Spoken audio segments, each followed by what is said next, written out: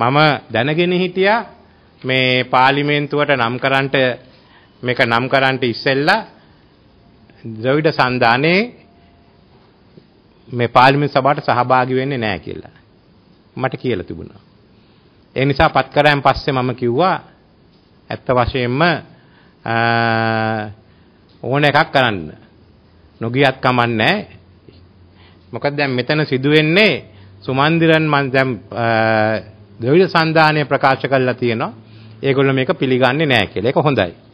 දැන් සුමන්දිරන් മന്ത്രിවරයා මෙතෙන්ට ගියේ නැත්නම් මොකද්ද කරන්නේ? 5ක් ඉන්න සභාවකින් 3 දෙනෙක් විතරක් යන එක ආණ්ඩුවට අවාසි.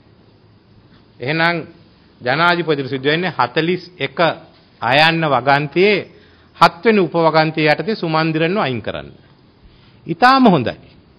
එයාට අයින් කරන්න පුළුවන් මට පත් කරන්න පුළුවන්. ඒකට මම තව മന്ത്രിවරයෙක් පත් කරනවා.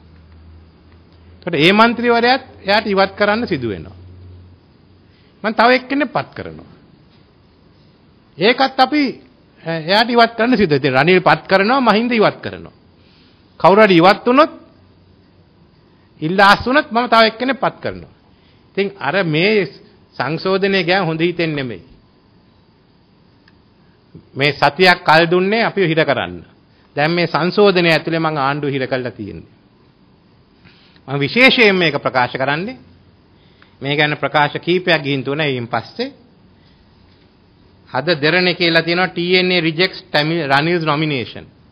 මම නොමිනේට් කරේ ඒක මම ඒගොල්ලෝ නම් කරේ මාව පිළිගන්න නෙමෙයි ඒක ප්‍රතික්ෂේප කරන්න.